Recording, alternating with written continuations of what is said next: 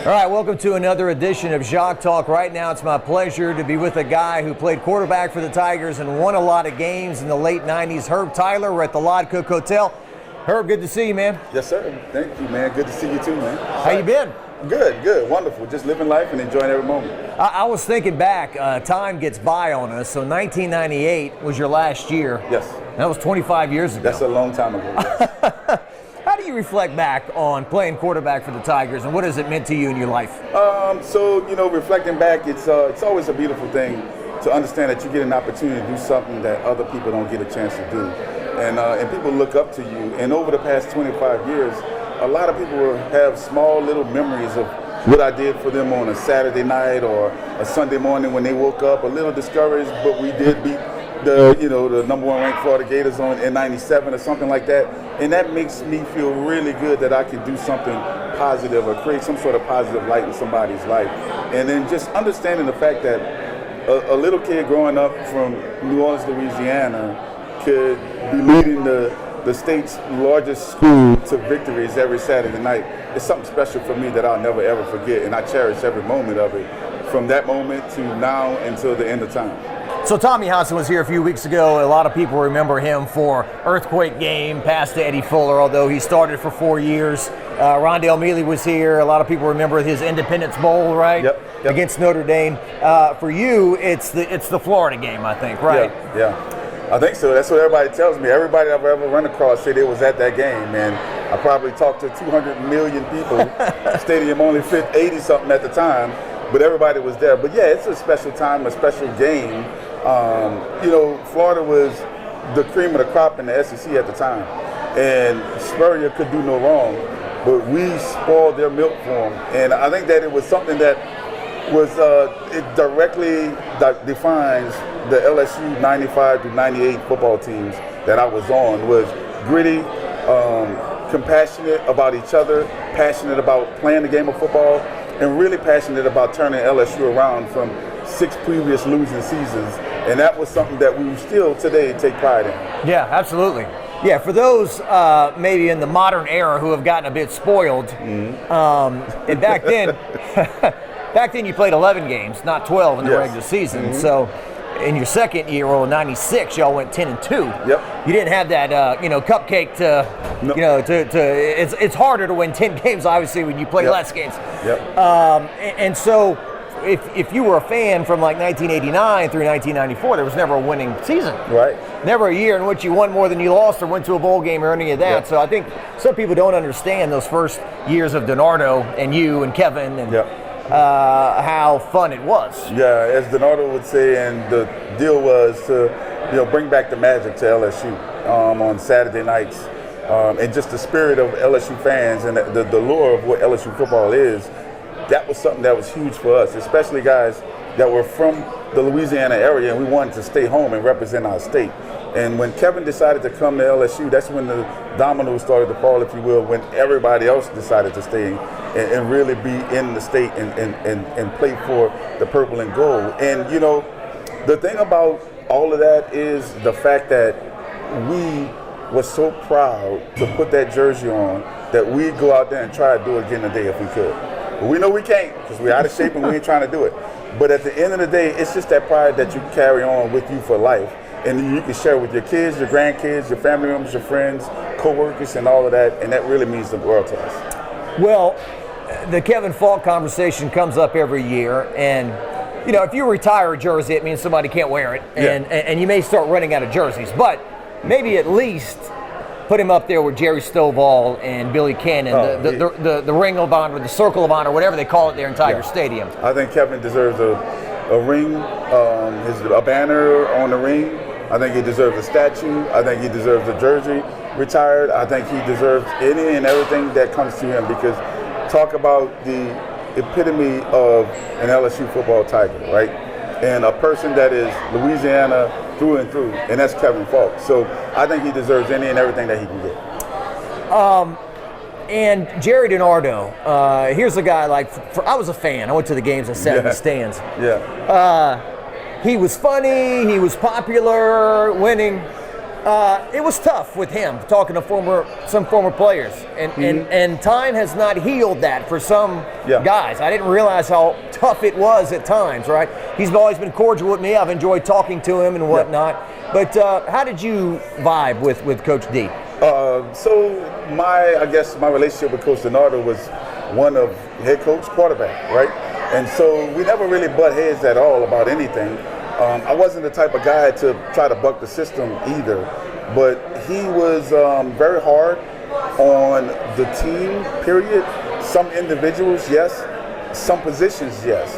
But he knew, I think he knew and understood, like at the quarterback position, it wasn't his job to try to get on me or anything like that. That was the offensive coordinator or quarterbacks coach job to do. And so our relationship was really rather smooth, very open, honest with one another.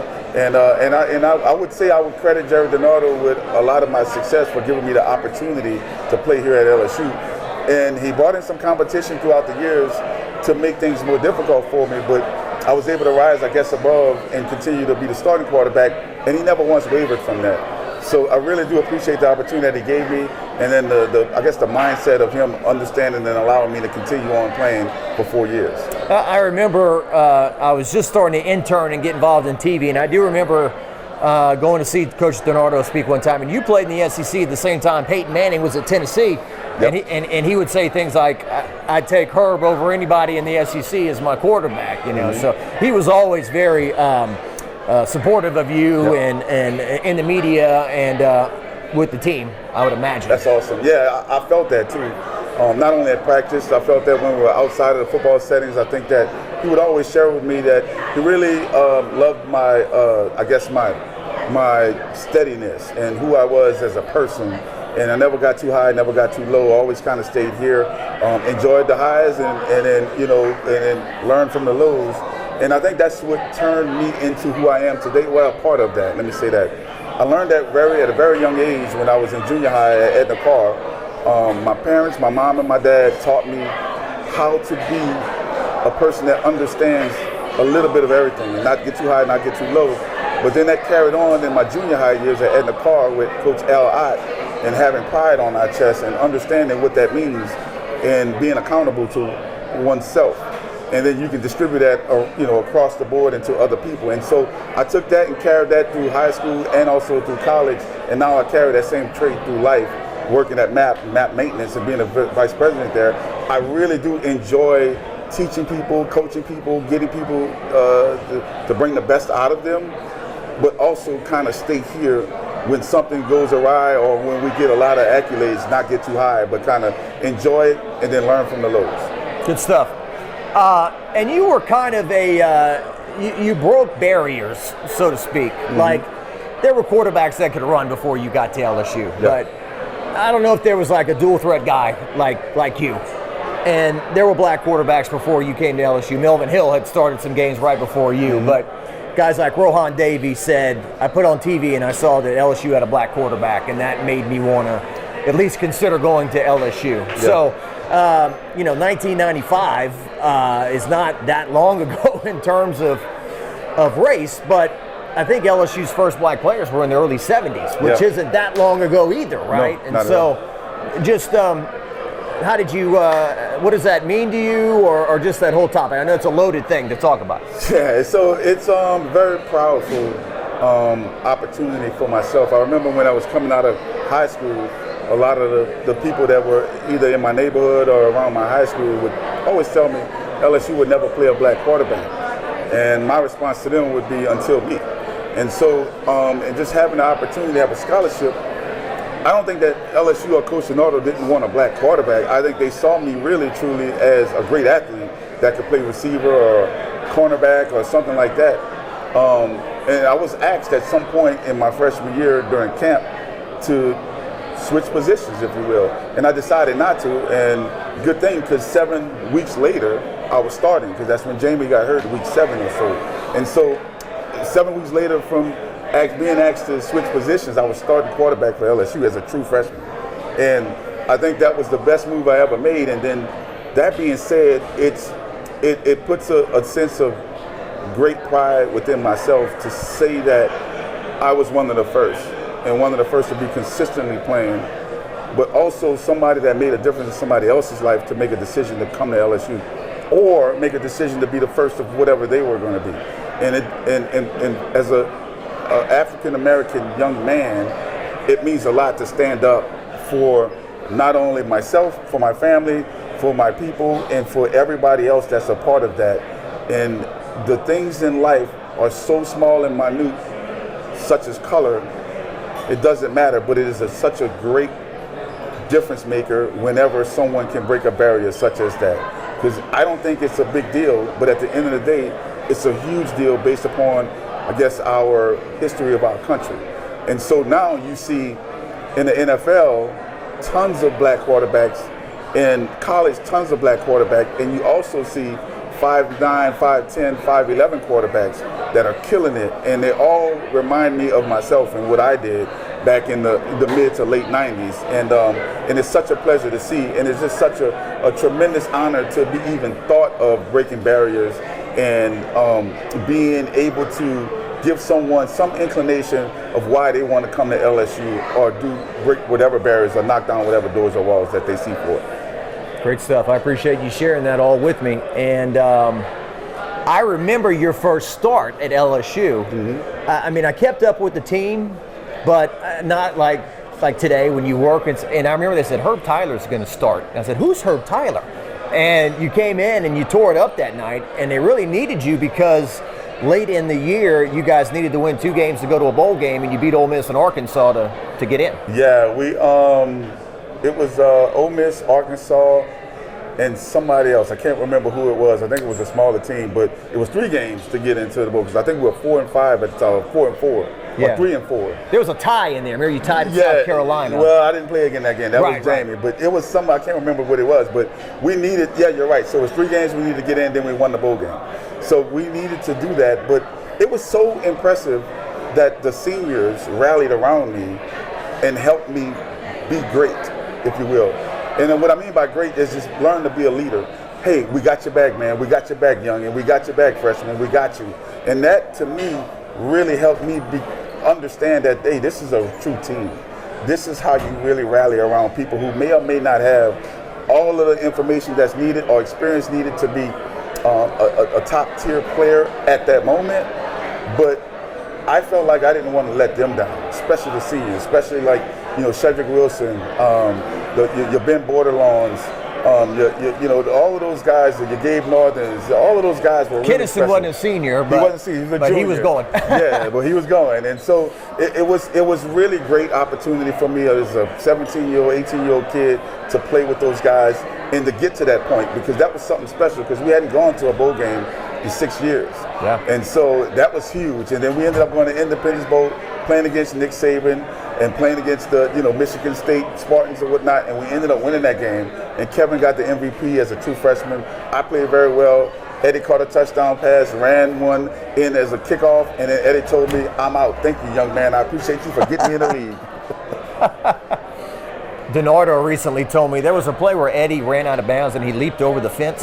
Yeah. So what he did was, it was a corner route. So it was probably a 45-yard or 35-yard pass. I threw it to him, and he caught it about 6 to 8 yards in the end zone and took 2 steps and jumped over the fence after he caught it. Amazing. DiNardo said when I saw him leap over that fence, I knew he was going out of there. That's right. He was running straight to the NFL. That was it. Yeah. You were nice enough to text me the other day. You told me that you had watched the documentary you had done on Cecil Collins. And, we did our best with it. And so I hope we told it accurately and as best as we could tell it. What were your thoughts watching it, and what are your thoughts on Cecil? So my thoughts on the documentary itself, I thought you guys did a very great job of piecing it together and presenting it in the way that you presented it. It could have been presented in multiple angles, but I thought you guys did it very tastefully and classfully. And I think that the Cecil story, there's still a lot more to that story that need to be told, because there is some parts missing from the time that he was released to where he is today. And I think that's important. That's a very important piece to tell, because now that tells you who he was then and who he is today. And I really think that Cecil had some bad cards thrown at his way made some bad decisions in the course of his life, but that's not who he is. He's always been this really fun-loving, big smile, happy person that I've always known. This other situation that happened with him, I don't know anything about it, and that's not the Cecil I know. So I do know this for a fact that Cecil is going to be great, and he's going to be, the sky's the limit for him, because I know where his heart lies now, and that's within Almighty God. And I see that radiating through that peace that you guys did, and I can see a smile on his face. He feels that peace, and I can see that his family is rallied around him, and he's going to be moving forward. He's going to be just fine. Well, was he the best you ever saw? Yeah, so everybody asks me that question all the time. So Cecil Collins is the best pure running back that I've ever played with. Come close to seeing. But Kevin Faulk was the best all-around running back that can do everything. And Rondell Mealy was the best slithery, watery, just smooth running back that I've ever seen. And Kendall Cleveland is probably the best all-around, slippery, can catch the ball out the backfield and will run over you. Big dude. And not even think twice about it, and help you up when he does it. And so there's a combination of all of them, I think that I see that created the best backfield that I've ever seen. And so Cecil, yes, he's a great running back, pure running back. When you talk about just pure running back, yes. But outside of that, there's so many great characteristics from all of those guys that I played with. Yeah, I looked it up the other day. Cleveland scored 10 touchdowns in 95? In 95, yeah, it was the Thunder and Lightning. Remember Kevin and Cleveland? Yeah, Kevin and Cleveland. Yep. Mm-hmm. And then Cecil sat out in 96, but he was on the team practicing and stuff. Yes. I'll let you go. This guy wants to socialize. He don't want to tell old stories. We're good, man. We're good. We're good. Now, a few more things with you. So maybe I should take it into the present time right now. You see a guy like Jaden Daniels playing the position the way he's playing it. What do you think? I think Jaden is outstanding. I think he's the front runner for the Heisman in my opinion. I think that what I see in Jaden is the same thing I saw in Joe Burrow from 2018 to 2019. You saw a kid that was starting to learn and come into his own the first year that he was here, and then that second year everything just started clicking. And I think that the one thing that people were saying about Jaden last year was that he didn't give his receivers an opportunity to catch the ball. Just get rid of the ball, stop holding on to it. But you can clearly see now that he has total command of that offense. He has total command of his confidence, and he strikes fear in the eyes of defenders everywhere they go. And so I really think the kid is just phenomenal. I think he's a great leader for our team. I think he's a great leader for our community. I think that he's done no wrong. And I think the kid is going to be something special on the next level as well. When I watch old replays of you took some shots. Yeah. You got literally picked up in the air and thrown down. Yep. Back in your day. You don't have any. You don't seem to have any. You have any head issues or anything when you wake up, or? If you ask my wife, maybe I do, but I don't know. No, not really. No cognitive situations that I can think of, or no, maybe I don't know what to look for. Yeah. But I don't think so. Yeah. I mean, just today they're doing such a, and they should protect guys and the head and all that. Mm-hmm. You saw that non-targeting call. They did throw a penalty in Alabama. What did you think of all that? On Jaden? Yeah, they hit on Jaden that knocked him out of the game. That should have been, in my opinion, it should have been. I mean, it was hit with the crown of the helmet. The head was down. He drove him into the ground. It should have been a penalty call. But I saw Coach Kelly's press conference yesterday, and in his own way to try to give this best analysis of what the reason was that there was no flag. I understood what he was saying, but I also read between the lines, and he thought it was not the right situation, but he can't say that, obviously. Yeah. But I think that it should have been a flag that should have been thrown. Yeah, that's frustrating for LSU fans, the fact that they apparently looked at it in Tuscaloosa, in Birmingham, and said no, and then they got sent in, and they looked at it again and then said no again. No. Right. So, I don't want to be the guy wearing the purple shirt talking about Alabama getting the calls and this and that, but I mean, some people have always felt that way. And the receivers, before I let you go, Malik has got a good chance to win the Blitnikoff, best receiver in the country, and then Brian Thomas is a great compliment to him, and then Kyron's had some drops, but he's come on strong lately. Yeah, LSU has always had really great receivers, and I think that you're just looking at the next two and potentially the next third one in Kyron, once Kyron can clean up the drops. But Kyron's been playing really good as of late. Malik Neighbors is just something special. You know, he reminds me of Larry Foster. A lot of people may or may not know who Larry was when I played, but they have a similar build and they have a similar mindset to the game. It's just Malik gets more opportunities to catch the football than Larry did. And but Larry did play in the league for some time. So I think Malik is just top notch. He deserves everything he's going to get. Definitely should be an award winner at the end of the season. And I think Brian Thomas is right up there with him. And I think Brian can play with the best of them. He's going to have a long career in the NFL as well. And then Kyron can just, if he can just clean up the drops a little bit, I think he has a lot of potential and his upside is truly there. Larry Foster wore 22. 22. Yep. I don't know if a receiver's worn 22 since he played. That was kind of unique. Yeah, I don't think so. I think 25 was the only other person. Josh Reed. Yep. Yeah. Yep. And his jersey was always untucked. Yeah. Right? We never tucked our jerseys in. Yeah, none of y'all. Right. It was a different type of jersey. Rohan said that Saban used to gripe at guys who got a towel on the back of their pants because people could pull you down to the ground there. Well, all right. I get criticized sometimes for not saying, well, ask what they're up to today and what are they doing. So, what are you up to today and what are you doing? So today I have the pleasure of working for MAP and MAP Maintenance. So I'm the Vice President, Business Unit Leader for MAP Maintenance here in town. We do a lot of commercial and industrial, some residential maintenance for buildings and structures, and then small projects as well. And we're looking right now to expand into the Dallas area, Austin, Atlanta, and then come back down hopefully from Florida, Alabama, Mississippi, back to Louisiana. So we're really trying to take over in the maintenance side of deals, as well as in small capital work, if you will, and small project work. And so I have the pleasure to work for a great man named Mike Polito, and he has afforded me an opportunity to do something special here in Baton Rouge and to also be able to lead people to really good opportunities into their greatness. And I have a great group of people that work with me, and it's a fun and phenomenal place to be, and I love it to death, and I can't wait to go back and hang out with them in just a few minutes. Herb Tyler, number 14. Thank you, sir. Yes, sir. Thank you.